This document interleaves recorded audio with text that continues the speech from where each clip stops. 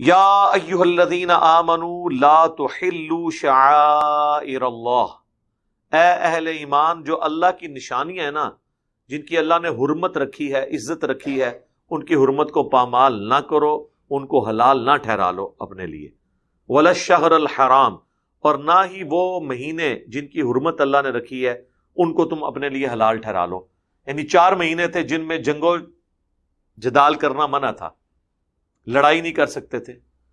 وہ 4 مہینے سورہ توبہ میں آگے چل کے ذکر آئے گا کہ 4 مہینے اللہ تعالیٰ نے حرمت والے رکھے ہیں جب سے زمین و آسمان کو پیدا کیا ہے، اور ڈیٹیل اس کی بخاری اور مسلم میں آئی ہے کہ اس میں سے 3 مہینے کنزیکٹیو ہیں، ذی قعدہ، ذوالحجہ اور محرم، اور چوتھا ہے رجب۔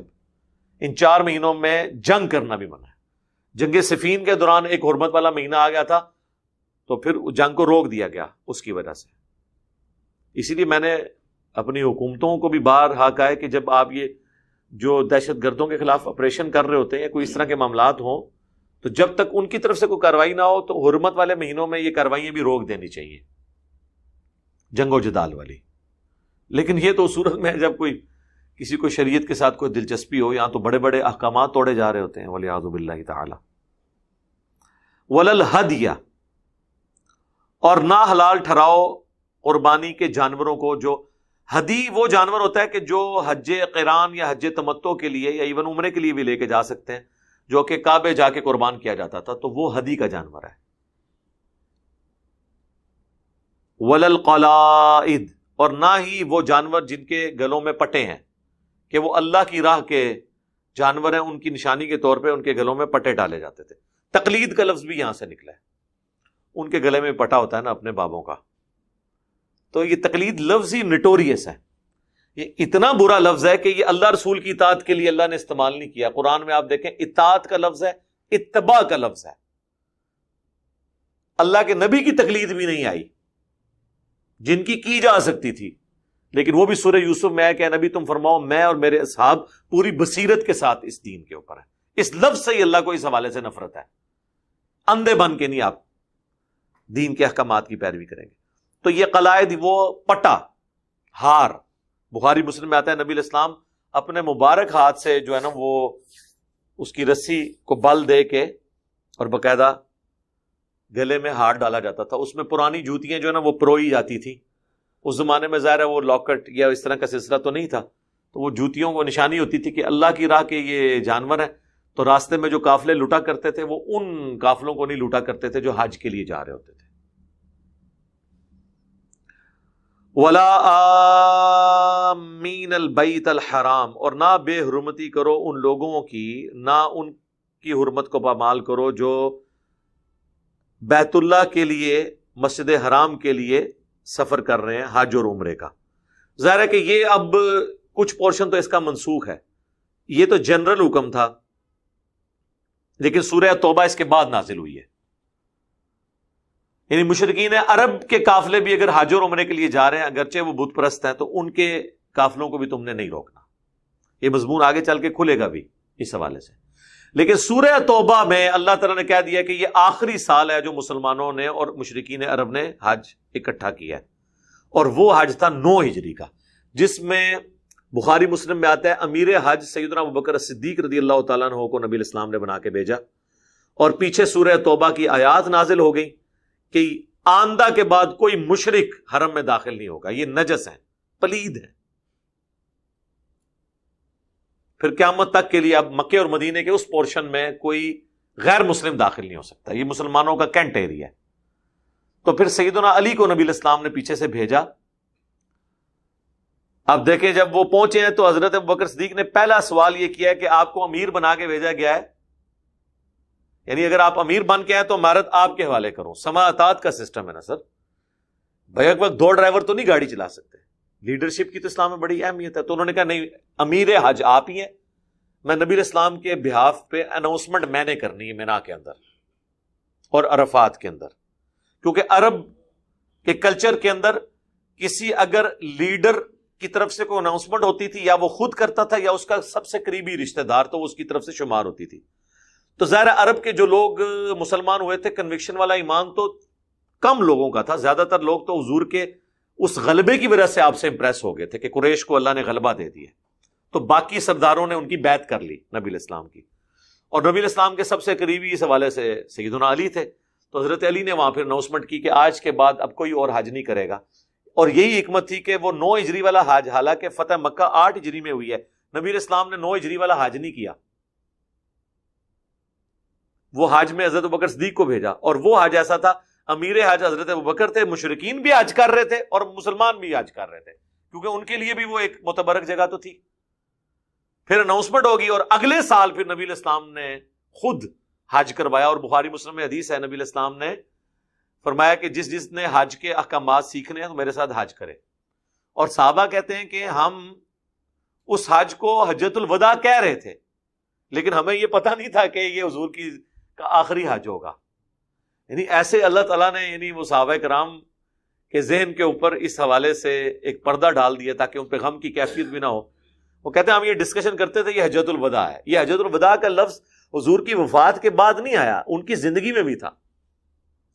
اور پھر آپ نے بخاری مسلم میں آتا ہے نا جو آخری خطبہ دیا، تو آپ نے کیا فرمایا تھا کہ مجھے امید نہیں ہے کہ اگلی دفعہ ہماری ملاقات ہو سکے، اور پھر یہ میرا پیغام لوگوں تک پہنچا جانا، اور پھر آپ علیہ السلام نے لوگوں کو احکامات سکھائے۔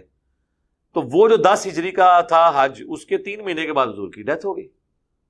ذوالحجہ کے بعد کیا آیا؟ محرم، سفر اور ربیع الاول۔ ربیع الاول کہ کسی بھی تاریخ تو کنفرم نہیں ہے، لیکن دن منڈے کا تھا، آپ علیہ السلام کی ڈیتھ ہو گئی۔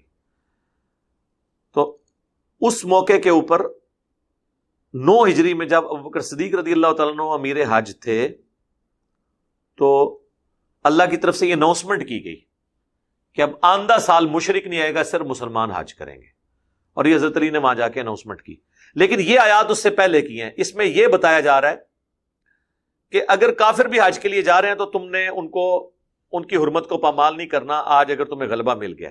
اور ظاہر ہے حج تو پھر بعد میں آیا نا، 8 ہجری میں فتح مکہ تو ہو گیا، تو 8 ہجری سے لے کے 10 ہجری تک حج تو ایک آیا، لیکن عمرے تو کئی لوگوں نے کیے ہوں گے۔ تو مسلمانوں کو کہا گیا کہ اگرچہ خانہ کعبہ تمہارے قبضے میں ہے، لیکن مشرکین عرب کو بھی عمرے سے نہیں روکنا، طواف کعبہ سے نہیں روکنا۔ یبتغون فضلا من ربہم ورضوانا، یہ لوگ اللہ کا فضل اور اس کی رضا جوئی کے لیے یہاں پہ آتے ہیں، اپنے ذوق میں جو کچھ سمجھتے ہیں۔ تو اس سے مجھے ضمناً یاد آیا کہ جو لوگ کہتے ہیں نا کہ جی فلاں فلاں فرقے یہ مشرک ہیں، اور بعض تو کہتے ہیں مشرکین عرب سے بھی بدتر ہیں، تو ہم ان کو کہتے ہیں ٹھیک ہے پھر ان کا حرم میں داخلہ بند کروائیں آپ، اگر آپ ان کو یہ سمجھتے ہیں۔ قرآن میں تو واضح لکھا ہے کہ مشرکین عرب کا داخلہ بند ہے، جڑیں برونا۔ اس طریقے سے ایک کلمہ گو اگر مشرک بھی ہو، اگر وہ اللہ، رسول، آخرت اور ختم نبوت اور قرآن کو مانتا ہے، آپ اسے کافر نہیں کہہ سکتے۔ جب کافر نہیں کہہ سکتے، وہ حرم میں آ سکتا ہے۔ وَإِذَا حَلَلْتُمْ، اور جب تم حلال ہو جاؤ، یعنی احرام کی پابندیوں سے آزاد ہو جاؤ حج اور عمرے کے بعد، فَاصْطَادُوا، اس کے بعد تم شکار کر سکتے ہو۔ وَلَا يَجْرِمَنَّكُمْ شَنَآنُ قَوْمٍ، اور دیکھنا کسی قوم کی دشمنی تمہیں مت ابھارے اس بات پہ، ان صدوکم عن المسجد الحرام ان تعتدوا، کہ تم کسی کو مسجد حرام میں آنے سے روک دو اور ان کے ساتھ زیادتی کرو۔ ظاہر ہے یہ ہو سکتا تھا نا، صلح حدیبیہ کے موقع پر مشرکین عرب نے بھی تو آنے سے روک دیا تھا نا نبی علیہ السلام کو، اور کہا تھا اس دفعہ تو آپ واپس جائیں، اگلے سال آئیں۔ تو یہ نہ ہو کہ تم پرانی دشمنیاں تازہ کرو کہ ایسی بھی ایک بار تو انہوں نے پھیرا پواواں گے نا، نہیں، یہ کام نہیں کرنا۔ اب یہ بڑی جنرل آیت ہے کہ کسی قوم کی دشمنی تمہیں اس بات پہ آمادہ نہ کرے کہ تم زیادتی پہ اتر آؤ۔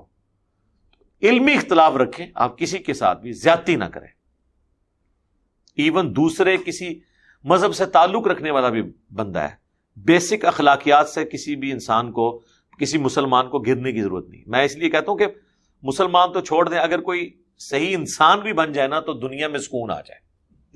یہ تو انسانیت سے گرے ہوئے لوگ ہیں، مذہب کے نام کے اوپر دھبا ہیں، جنہوں نے دنیا کا امن برباد کر دیا ہے۔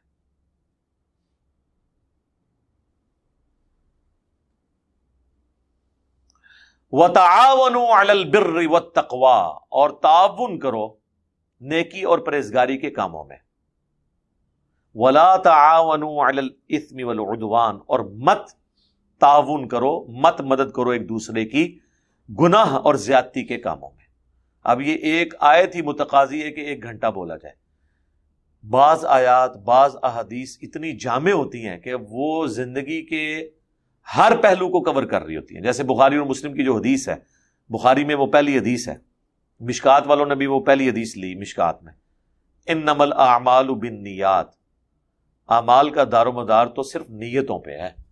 جب تک نیت درست نہیں ہوگی نیک عمل کا بھی ثواب نہیں ملے گا، چاہے کتنا مرضی نیک عمل ہو. اب دنیا کا ہر کام جو نیکی سے تعلق رکھتا ہے وہ اس کیٹیگری میں فال کرے گا. اب ریاکاری کے لیے کیا، اللہ کے لیے نہیں کیا، عمل برباد ہو جائے گا. اب یہاں پہ آپ دیکھیں کہ نیکی اور پرہیزگاری کے کاموں میں ایک دوسرے کی مدد کرنی ہے، برائی میں الگ رہنا ہے. اب دنیا کا ہر کام اس کے اندر فال کرتا ہے. دنیا میں کوئی بھی نیکی کا کام ہے اس میں آپ نے لوگوں کی مدد کرنی ہے، اور برائی کے کام میں الگ رہنا ہے. لوگ 50 پرچیاں لکھ کے یہاں بھیج رہے ہوتے ہیں، بتائیں جی یہ کام کروانا چاہ رہے ہیں ہمارے دفتر میں لوگ، لیکن یہ ہے غلط ہے، میں کروں نہ کروں. سر یہ آیت قرآن میں لکھا ہوا ہے نیکی اور پرہیزگاری کے کاموں میں ایک دوسرے کی مدد کرو، اور اس کو سپورٹیو وہ حدیث صحیح مسلم کی، گناہ وہ جو تیرے دل میں کھٹکے اور تو اس بات سے آر محسوس کرے کہ لوگ اس پر مطلع ہو جائیں. اور جامع ترمذی میں حدیث کہ نبی علیہ السلام نے فرمایا، حضرت حسن بن علی کہتے ہیں کہ بیٹا جو چیز تجھے شک میں ڈال دے اسے چھوڑ دینا. یہاں لوگوں کو یقین ہوتا ہے برائی کا، پھر بھی علماء سے پوچھ رہے ہوتے ہیں کہ حضرت آپ بتائیں کہ یہ میں کروں یا نہ کروں. وہ دوسرے الفاظ میں یہ کہنا چاہ رہے ہوتے ہیں آپ ہمارے گناہ کا بوجھ اٹھا لیں، اسی تے کم پانا ہے لیکن ساڈی کی طرح پکڑ نہ ہو جائے، سرکار تسی یہ بوجھ اٹھاؤ، تو وہ کر رہے ہوتے ہیں.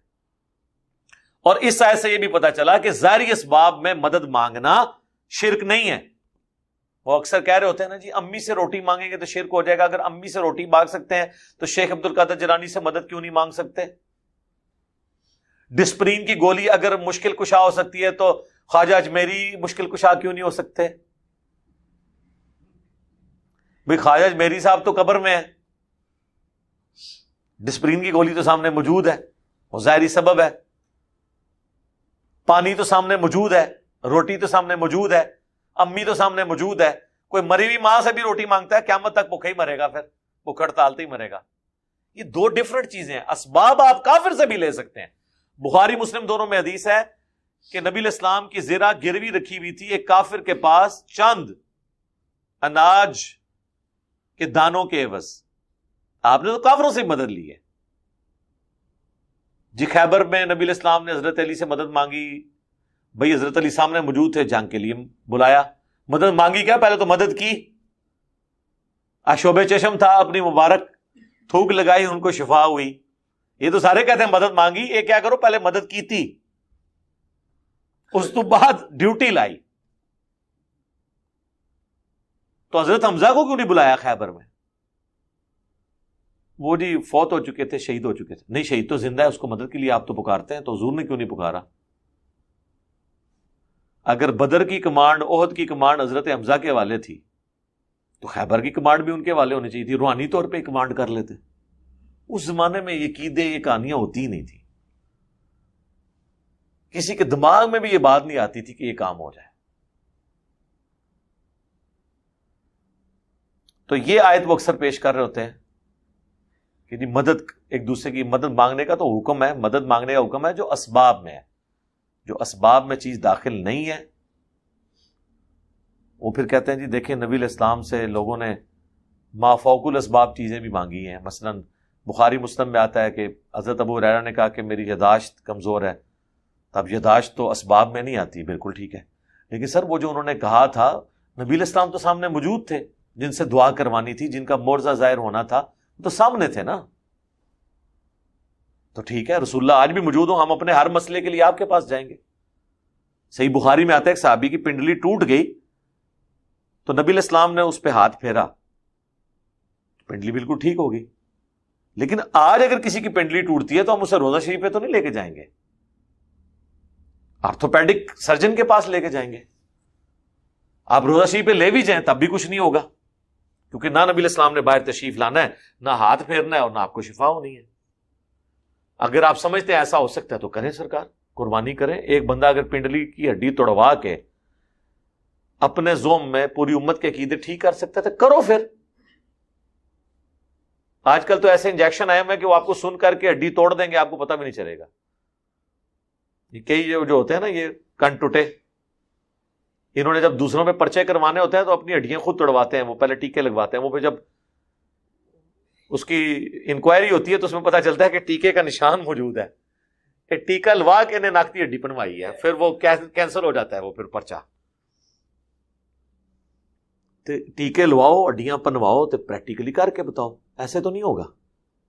اور صحیح بخاری میں 1010 نمبر حدیث ہے، 10 انا کننا نتوسل الیک بنبینا، اے اللہ پہلے ہم رسول اللہ کے وسیلے سے تیری طرف متوجہ ہوتے تھے، اب ان کے چچا کو لے کے آئے، ان کی دعا کی برکت سے بارش نازل فرما۔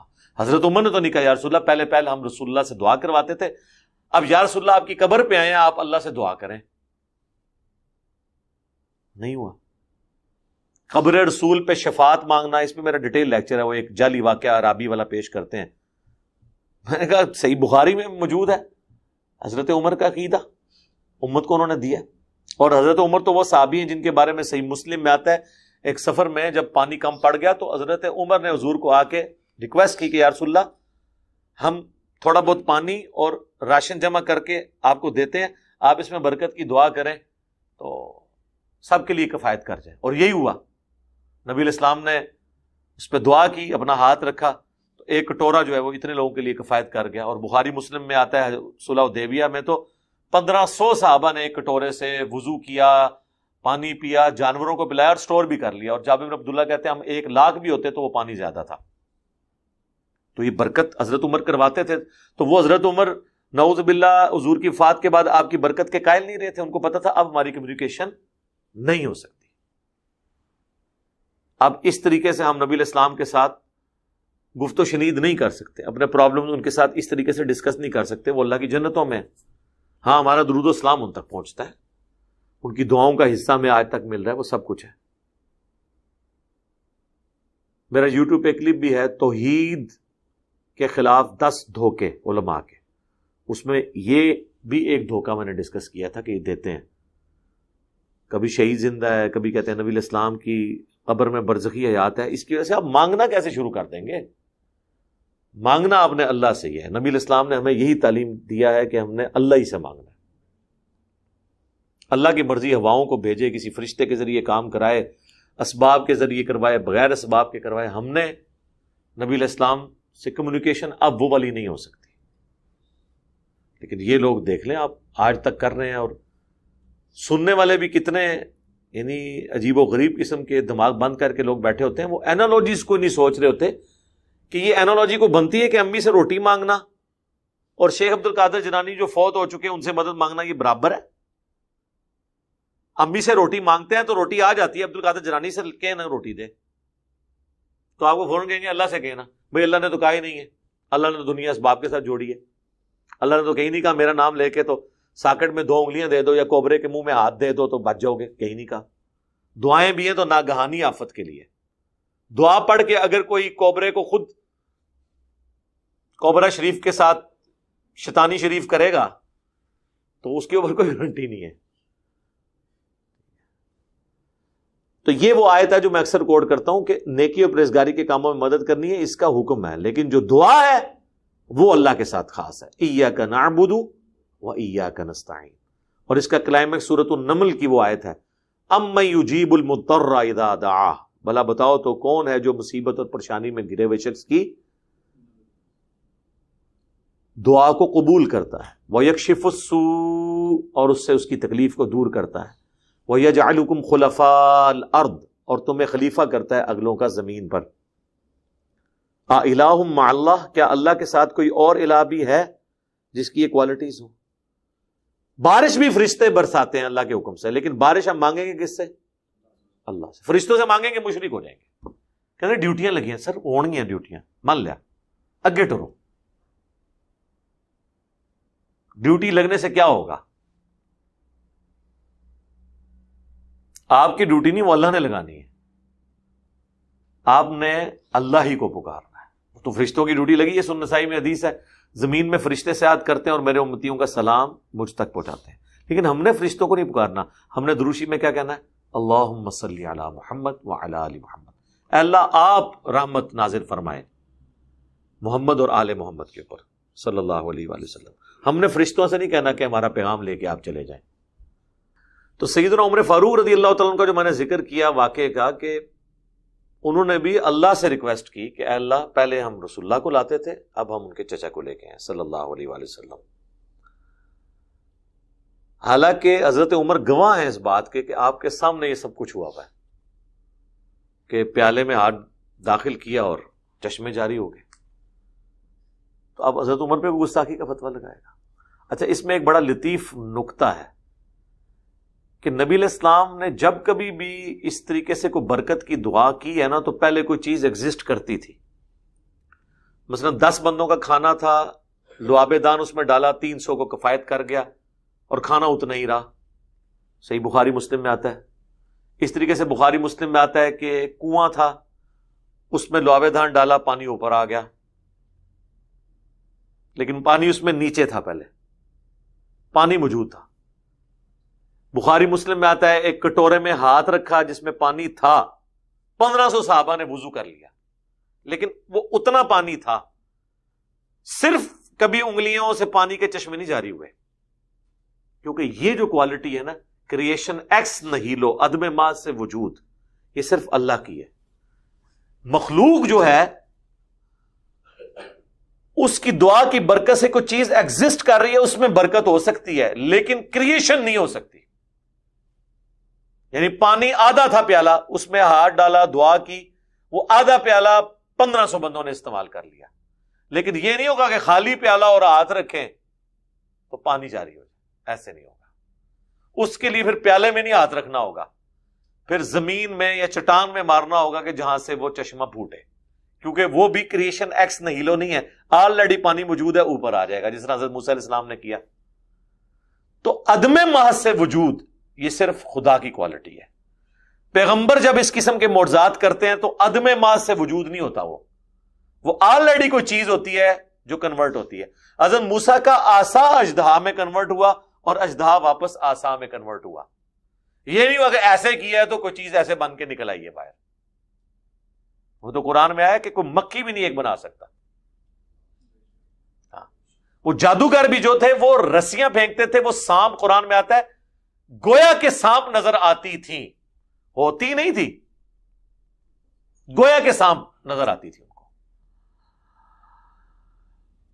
واتقوا اللہ، اور تقوی اختیار کرو اللہ کا، ان اللہ شدید العقاب، بے شک اللہ تعالی سخت ہے گرفت فرمانے میں، عذاب دینے میں۔